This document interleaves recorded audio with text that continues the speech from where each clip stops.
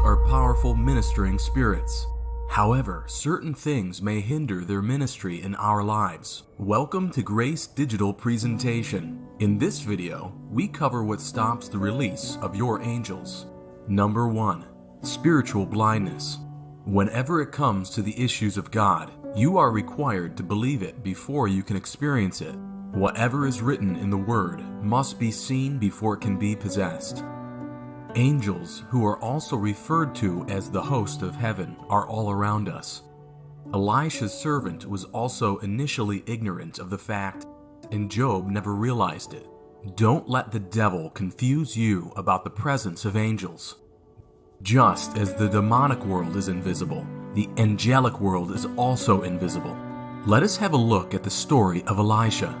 There was a time when Elisha became so unbeatable, and a whole army was delegated to go and arrest him. Therefore sent he thither horses and chariots and a great host, and they came by night, and compassed the city about. And when the servant of the man of God was risen early, and gone forth, behold, an host compassed the city both with horses and chariots. And his servant said unto him, Alas, my master, how shall we do? And he answered, Fear not, for they that be with us are more than they that be with them. And Elijah prayed, and said, Lord, I pray thee, open his eyes that he may see. And the Lord opened the eyes of the young man, and he saw, and behold, the mountain was full of horses and chariots of fire round about Elijah. 2 Kings 6, 14 through 17. What you cannot see, you cannot utilize. What you cannot see, you cannot make use of. Can you see the mountain on which you stand and full of horses and chariots of fire? Angelic ministry was one of the most powerful ministries of the New Testament, which made the saints invincible. Angels were not ideologies to them, but real personalities, and a usual and expected experience. When Peter knocked at Mary's door after his release from prison, those that were in the house assumed it must be his angel at the door, not Peter himself. Also, it can be seen that there are no scriptural records to show that Peter expressed any shock or amazement at the appearance of an angel in the prison. The angels were very real beings to them. To have angelic intervention like they did, you will have to begin to operate in the invincible realm. Elijah prayed that the eyes of his servant might be opened, and they were opened. Do the same prayer that you may see the true power of God in your life. Number 2. Fear. A second hindrance to angelic ministry is fear, and that fear is a direct result of spiritual blindness. Elijah's servant cried, Alas, but his master, recognizing the cause of his fear, cured his blindness. Fear torments and exposes man to the wicked operations of Satan. 2 Timothy 1 through 7. Let us know, for God hath not given us the spirit of fear, but of power and of love and of sound mind. God has also told us, Say ye not, a confederacy, to all them to whom the person shall say, a confederacy. Neither fear ye their fear, nor be afraid. Sanctify the Lord of hosts himself, and let him be your fear, and let him be your dread. Isaiah 8, 12 through 13. By fearing those things which men fear, and thinking the way they think, and talking the way they talk, walking the way they walk, the enemy uses this to his benefit, and steals the extraordinary angelic interventions of others. There are about 365 instances in the Bible where God says, Fear not, or Be not afraid, while the word angels also appeared about 300 times. If you can hold on to the Word of God and obey His command not to fear, you will see your angels at work. Make God your refuge, dwelling against every opposing dart of the devil. Make God only your fear and your dread, and He will build a defense around you, just as He said in Psalm 34:7. The angel of the Lord encamps around those who fear Him, and He delivers them.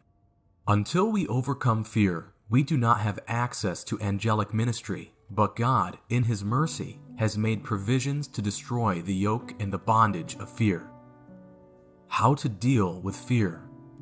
Knowledge.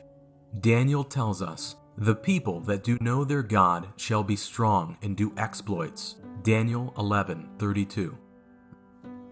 The knowledge of God establishes strength on your insides. When you realize the worth of God, you understand what He can do, and you can let go of fear. The consciousness of God's presence in your life takes away fear. An awareness of the ever-abiding presence of God establishes excellent confidence in you, which overrides every fear. The psalmist said, "Though I walk through the valley of the shadow of death, I will fear no evil, for thou art with me." Psalm 23:4. Jesus also assures us, "Lo, I am with you always, even unto the end of the world." Matthew 28:20.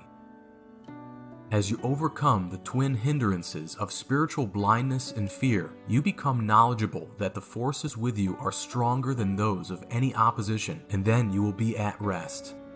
When you are at peace, God is at work. God says, "Be still and know that I am God. I will be exalted among the heathen, and I will be exalted in the earth." Psalm 46:10. Then your angels are activated and are ready to take various guides from you as you make use of the right keys to set them loose. Have faith in God that when you are anointed, there is an impartation of the spirit of boldness that makes you despise things you formerly feared. You must realize that the anointing teaches all things. Therefore, as the yoke of fear is broken, more knowledge into God and His ways is also imparted. And more revelation means more strength, and more strength equals less fear. The second way to get rid of fear is by the anointing. The Bible tells us that the yoke shall be destroyed because of the anointing. You can anoint yourself against the spirit of fear, particularly when you are out in battle. After the Holy Ghost came onto the apostles, they spoke the word of God with such boldness that all those around took notice. Finally, take note that you are born again.